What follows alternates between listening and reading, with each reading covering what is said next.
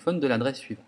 Vous voyez que la regex précédente nous a mis en fin de ligne un tiret et une marque de retour paragraphe. Ça, effectivement, ça va nous permettre de repères pour pouvoir justement séparer les blocs d'adresse. Donc, même opération, je sélectionne mon article, pomme F, et je vais donc lui demander de me faire un renvoi à la ligne en lui disant, voilà, tu me trouves dans le texte tous les numéros de téléphone qui finissent, donc, enfin, tous les deux derniers chiffres qui finissent avec un espace, un tiret, un espace et une marque de paragraphe.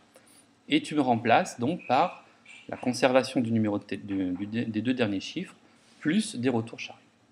Je fais rechercher. Effectivement, en fin de ligne, il me trouve bien mes deux derniers nombres, mon tiret et mon retour chariot.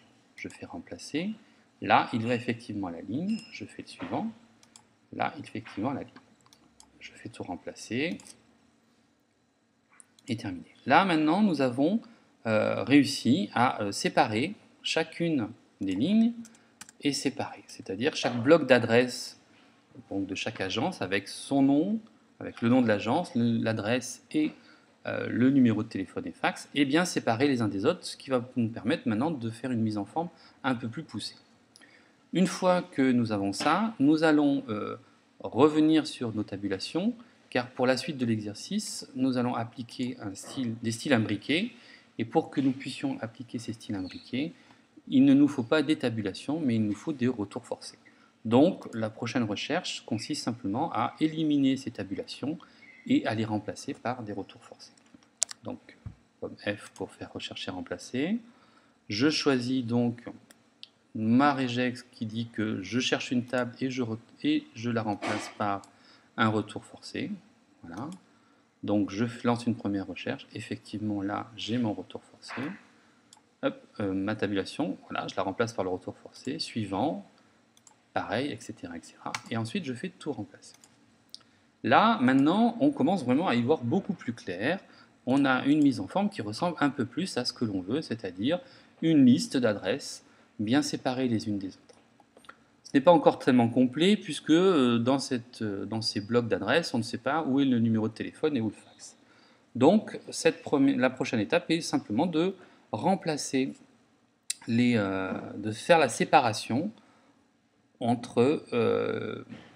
de faire la séparation, donc de remplacer les tirets par des slash, parce que le client désire qu'entre chaque numéro, il y ait un slash. Très bien, pas de problème. Encore une fois, nous faisons un rechercher remplacer.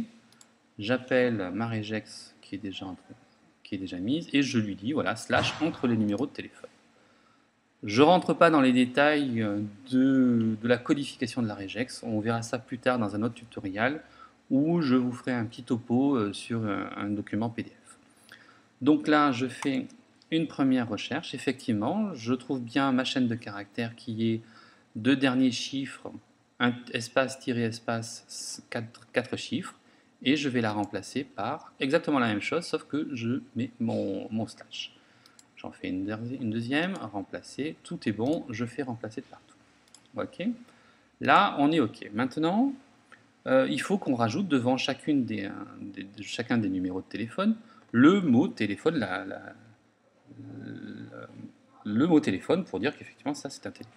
Pareil, je sélectionne, pomme F, je vais chercher ma regex que j'ai déjà faite où je dis téléphone devant les numéros, très bien. Je fais rechercher, il me trouve bien effectivement en début de phrase, donc en fait je cherche tous les débuts de phrase où il y a 4 chiffres. Donc effectivement, là, j'ai bien un début de phrase, un début de ligne avec 4 chiffres. Je remplace donc par téléphone et le même numéro. Remplacer, etc. J'en fais un deuxième, remplacer. Très bien, il me met, je fais tout remplacer. Là, j'ai effectivement maintenant mis en forme la totalité de mes chiffres, de mes numéros de téléphone avec le mot tel. Parfait. Maintenant, je sais que le dernier numéro est le numéro du fax. Donc je vais simplement lui dire, bah, écoute, trouve-moi cette chaîne de caractères ici pour la passer à la ligne et ensuite mettre fax devant. Pareil, pomme F, j'appelle ma fenêtre, je mets ma regex, fax sur dernier numéro et retour à la ligne. Alors, elle est un peu plus compliquée que les autres. On verra encore une fois dans un autre tuto le détail de cette regex.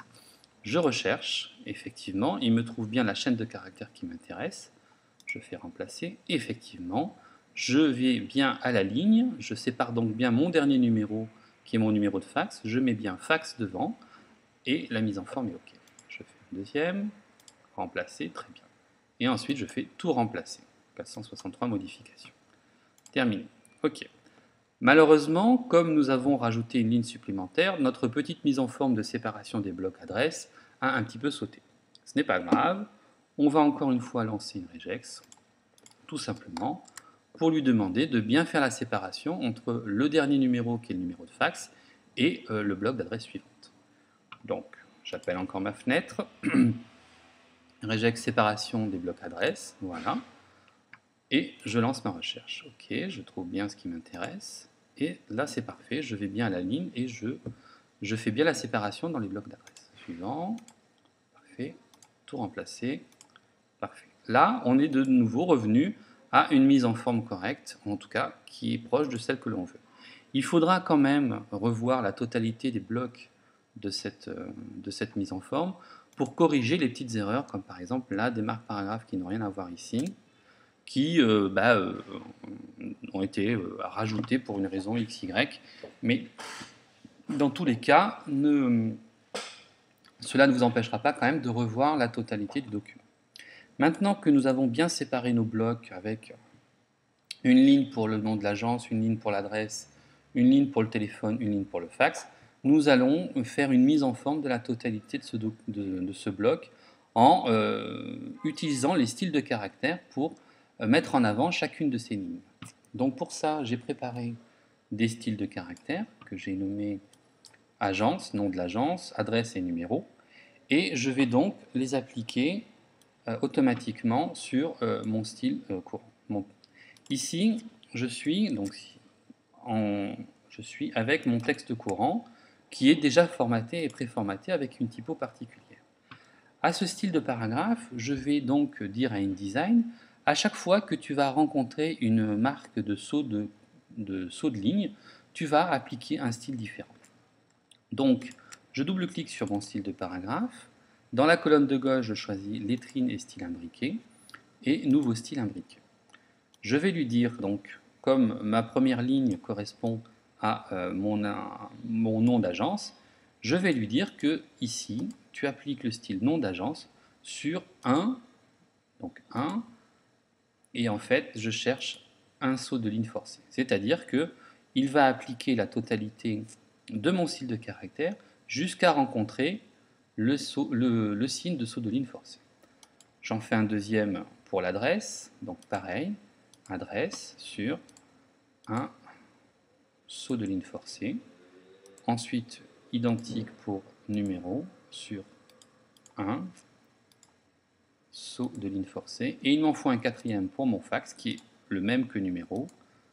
Et par contre, cette fois-ci, je dois arrêter le style imbriqué. Donc du coup, je lui dis, tu t'arrêtes jusqu'à, donc c'est vraiment la fin de mon style, jusqu'à toujours mon saut de ligne forcée. Et vous voyez déjà qu'au niveau de l'aperçu, on a déjà mis en forme la totalité de nos adresses. Voilà, on arrive à la fin. Maintenant, tout ce que vous avez à faire, c'est de la mise en page assez simple et basique, à savoir, si vous désirez changer une couleur ou une typo dans une des lignes, par exemple là je vais m'amuser à changer la couleur du nom de chaque agence, il suffit simplement de changer au niveau du style de caractère, alors couleur, voilà par exemple, et de le passer dans une couleur peu importe laquelle, celle-là, et puis on va faire ça. Voilà. Et vous voyez que la totalité de mon bloc a été changée avec mon style avec ma nouvelle couleur. Voilà, j'espère que ça a été assez clair. Surtout, vous n'hésitez pas à m'appeler si jamais vous avez un souci.